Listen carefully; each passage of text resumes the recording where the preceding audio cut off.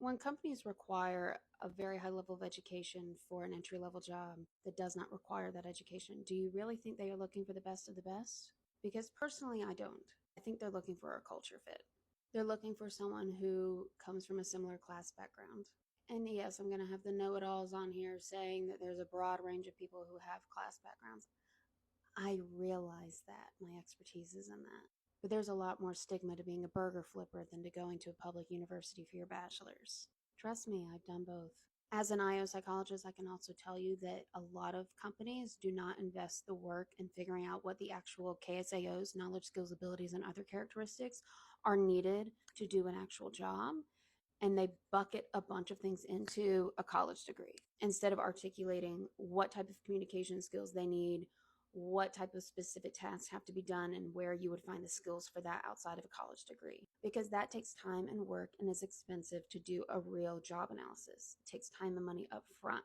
But it can save you a lot of money long term in one, having good hires, because a solid job analysis sets the foundation for recruiting, hiring, training, performance evaluation, etc., and a ton in legal fees if you start getting sued for unfair requirements throughout any of those processes. If you look on job descriptions and you see, like, requires a master's degree, or I love particularly the 8 to 10 years experience or whatever, those have become very standardized, lazy way outs of not having the analysis done to determine what the actual skills are.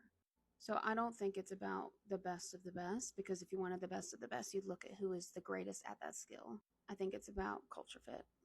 Thanks for watching. If you found this helpful and you want to learn more, join my school linked in my bio. It's where I do all of my courses and I have weekly group coaching. If you want to ask me about your situation one-on-one, you can book some time on my calendar. The first 20 minutes are free and one-on-one coaching is available for purchase. But if you want to test the waters first, I recommend joining my Thursday call in my school community where you can learn from other people, network, and ask me questions live.